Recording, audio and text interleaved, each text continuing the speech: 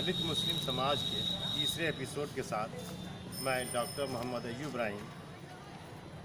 जैसा कि पता ही है, पहला एपिसोड दलित मुसलमान कौन, दूसरा सच्चर कमीशन रिपोर्ट में किस मुसलमानों के किस तबका को दलित का दर्जा दिए जाने की बात कही गई है।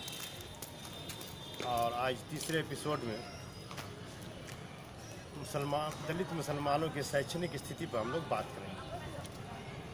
दलित मुस्लिम समाज के तहत चलाए जा रहे इस एपिसोड सीरियल में का मकसद ये है कि दलित मुसलमानों के शैक्षणिक, आर्थिक, सामाजिक स्थितियों को दुनिया समाज के सामने लाकर बताने की कोशिश की जा रही है कि इनके हालात कैसे हैं और किस तरह से सुधारे जा सकते हैं। जब तक इन दलित मुसलमानों की स्थिति नहीं सुधरेगी तो समाज नहीं बदलेगा, और समाज की तरक्की नहीं होगी तो देश भी अधूरा ही तरक्की में नज़र आएगा। देश की पूरी तरक्की के लिए दलित मुसलमानों का भी तरक्की करना निहायत ज़रूरी है। हम लोग दलित मुसलमानों में शैक्षणिक स्थिति के तहत बात करेंगे। जैसे मुसलमानों की एक बिरादरी है पमरिया, जो बधाई गीत गाती है। बेटा के पैदा होने पर जा कर के वो बधाई गीत गाते हैं। उन लोगों के यहाँ तालीम की स्थिति का आलम यह है कि 6ठी और 7वीं क्लास के बाद उनके बच्चे नहीं पढ़ते, लगभग नहीं पढ़ते हैं। 90 से 95% लोग 6ठी 7वीं क्लास के बाद अपनी पढ़ाई छोड़ देते हैं।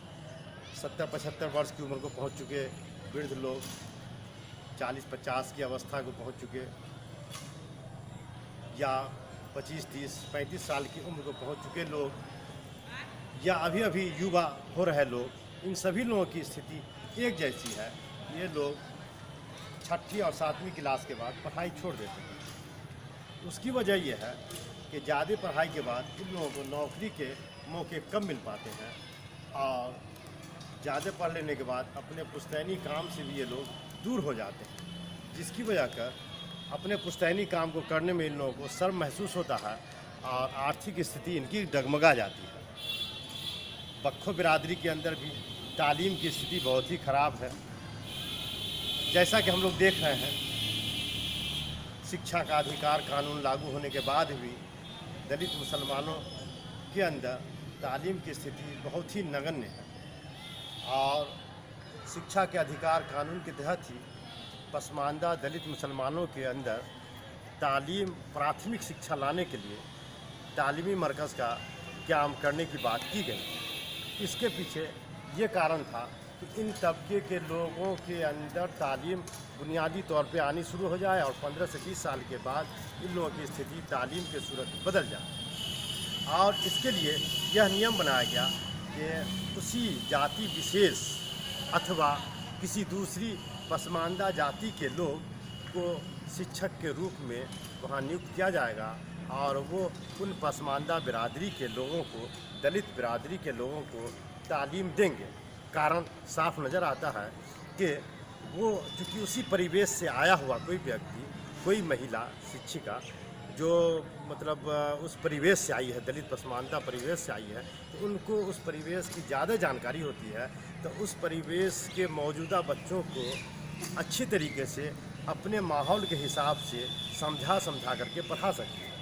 लेकिन यह भी कागज़ पे ही सिमटता हुआ नज़र आ रहा है।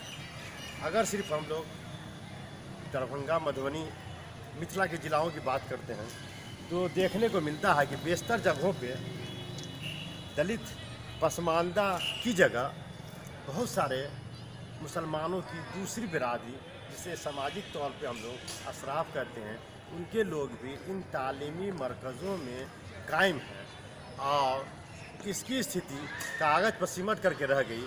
सिर्फ इसके लिए हाजिरी बना दिए जाते हैं। उस पॉकेट एरिया के पोषक क्षेत्र जो हम लोग कहते हैं, वहाँ के बच्चे का नाम उसमें लिख लिया गया है और उसकी खाना पूर्ति कर दी जाती है। लेकिन जो इसका मेन मकसद था कि उनकी तालीम की स्थिति को सुधारी जाए, तो वो अधूरा बना हुआ है। तो ऐसी स्थिति में बख्खो बिरादरी की जो आबादी है, जो मतलब सड़क किनारे किसी ज़मींदार के ज़मीन पे बसे हुए हैं, नाला किनारे पुल के नीचे में जाकर के बसे हुए हैं, ऐसे लोगों तक तालीम की चिराग, तालीम की रोशनी नहीं पहुंच पा रही है। वहीं हम लोग देखते हैं नालवंद बिरादरी के लोग, नालवंद बिरादरी के अंदर भी तालीम की स्थिति बहुत अच्छी नहीं है। भगवारा मोहल्ला, मधुबनी जिला के भगवारा मोहल्ला के बड़ी दरगाह टोला में नालवंद बिरादरी की बस्ती में एक आंगनबाड़ी केंद्र है, लेकिन यह आंगनबाड़ी केंद्र भी सही शिक्षा लोगों तक पहुंचाने में नहीं कामयाब हो पा रहा है। बुनियादी शिक्षा वहां तक नहीं पहुंच पा रही है। नालवंद बिरादरी के बच्चे वहां तक नहीं पहुंच पा रहे हैं, जबकि उन लोगों को पहुंच करके और उन लोगों के बीच में जा कर के उनके अंदर बुनियादी शिक्षा आ जाए। यही स्थिति हम लोग सिकलगर बिरादरी के अंदर भी देखते हैं, दफाली और धोबी बिरादरी के अंदर भी देखते हैं।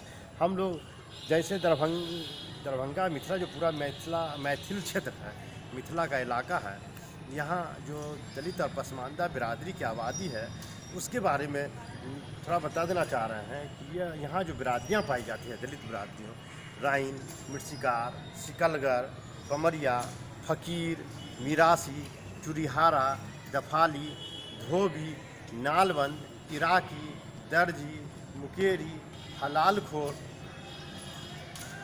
ग्वाला इत्यादि बिरादरियाँ, जट इत्यादि बिरादरियाँ जो है, इन लोगों की स्थिति बहुत ही शैक्षणिक रूप से शहरी क्षेत्र में कुछ जगहों पे देखने को मिल जाता है कि इन लोगों की स्थिति सुधरी हुई है, परंतु इन लोगों की स्थिति शैक्षणिक रूप से बहुत ही कमतर है। और शायद इन्हीं सब समूह, जैसा कि हमने पिछले हफ्ते बताया भी था कि मुसलमानों का अगर मतलब पूरी आबादी को 100 मान लिया जाए तो उसका 85% हिस्सा दलित पसमानदा मुसलमान है, और दलित पसमानदा मुसलमानों का जो 85 है उसका 80%, यानी कि शैक्षणिक रूप से अभी हम बता रहे हैं कि वो कमज़ोर है। तो सच्चर कमीशन के जो चेयरमैन थे राजेंद्र सच्चर, अबू साले शरीफ जो मेंबर सेक्रेटरी थे, उन लोगों को भी नज़र आया कि मुसलमानों की स्थिति दलितों से बदतर है। जाहिर है कि दलितों से बदतर नज़र आएगा, उसकी वजह यह है दलितों से बदतर होने की कि मुसलमानों का 80% तबका, यानी दलित मुसलमान तो जो है वो लोग शैक्षणिक रूप से काफ़ी पिछड़े, काफ़ी कमज़ोर हैं। तो मुसलमानों लगेगा ही कि मुसलमानों की स्थिति खराब है।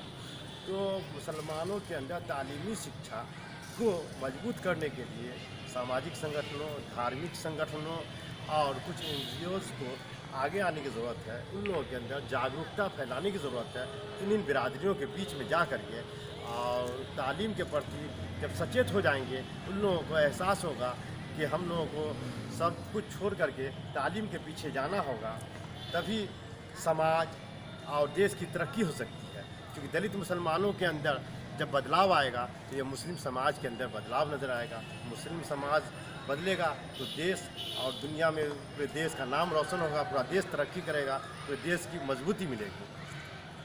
इसलिए हम सभी लोगों को मिल कर के दलित मुसलमानों के अंदर शैक्षणिक स्थिति सुधर जाए, इसके लिए काम करने की आवश्यकता है। आज के एपिसोड के लिए बस इतना ही। धन्यवाद।